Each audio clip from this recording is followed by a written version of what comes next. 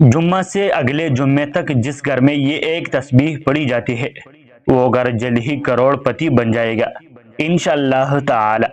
بسم اللہ الرحمن الرحیم۔ السلام علیکم ورحمۃ اللہ وبرکاتہ۔ محترم ناظرین کرام، آج جس تسبیح کا عمل ہم آپ کو بتانے لگے ہیں یہ بہت ہی مجرب اور مستند عمل ہے۔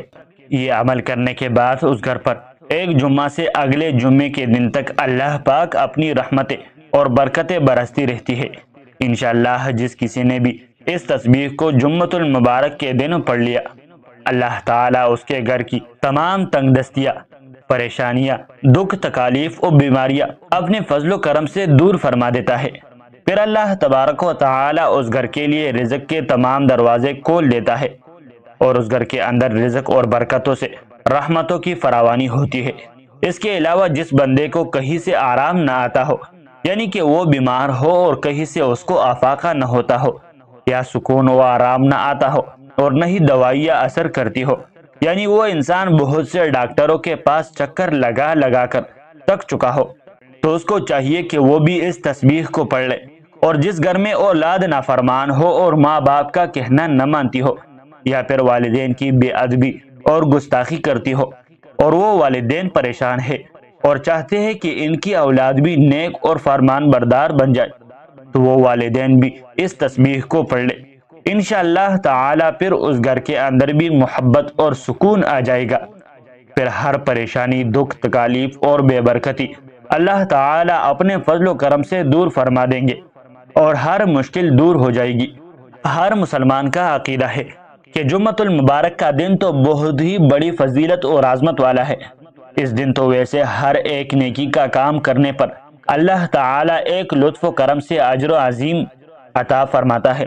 حضرت ابو سعید خدری رضی اللہ عنہ سے روایت ہے کہ حضور نبی کریم صلی اللہ علیہ وسلم نے ارشاد فرمایا، جو شخص جمعہ کے دن سورہ کہف پڑھے اس کے لیے نور روشن ہو جائے گا۔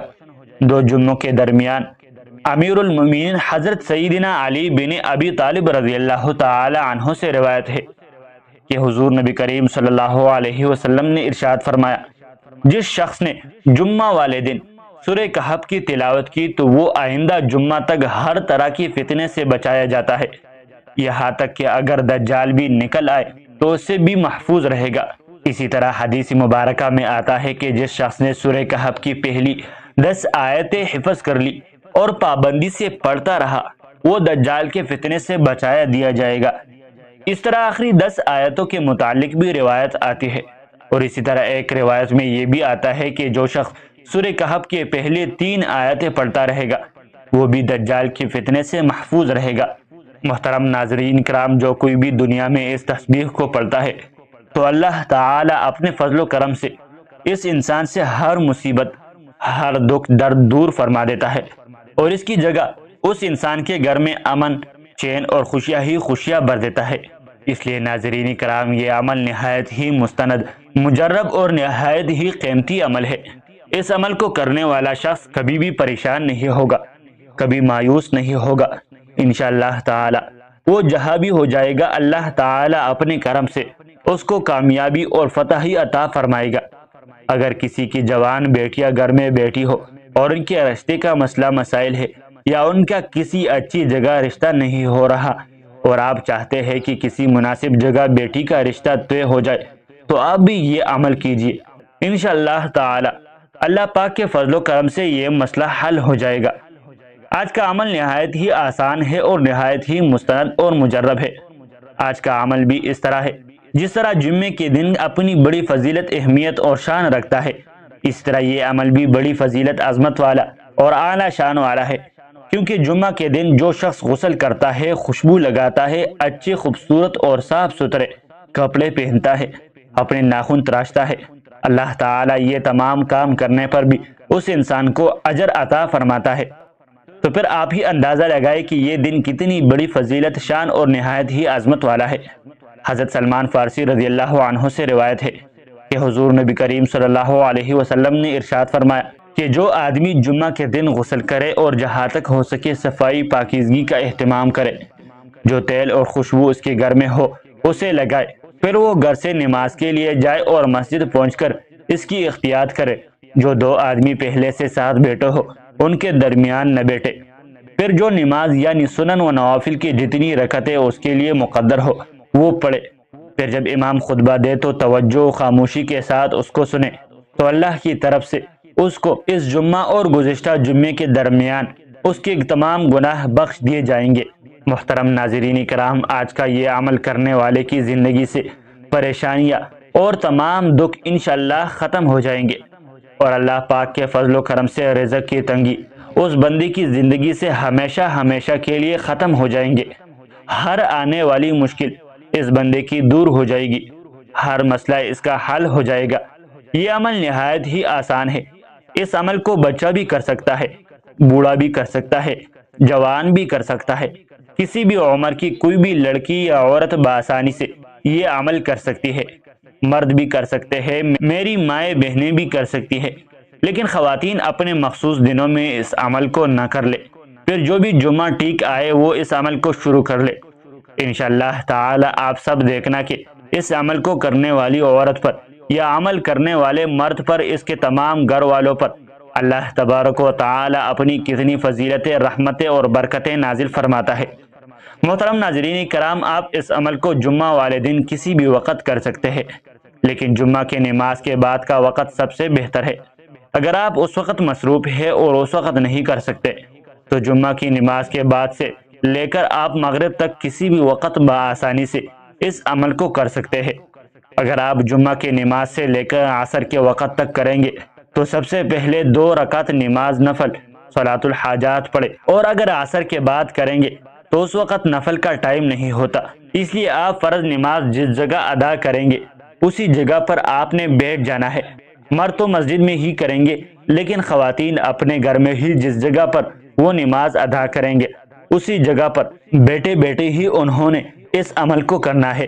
پہلے اپنے مقصد کا مکمل تصور کریں، یعنی جو بھی آپ کی حاجت ہے یا جو بھی آپ کا مقصد ہے اس کو اپنے ذہن میں رکھتے ہوئے آپ نے اس عمل کو کامل یقین کے ساتھ شروع کر دینا ہے، اور آپ نے پڑھنے کے دوران بھی مکمل دھیان، توجہ اور یکسوئی کے ساتھ اپنے مطلوبہ مقصد کو بار بار ذہن میں گھماتے رہے۔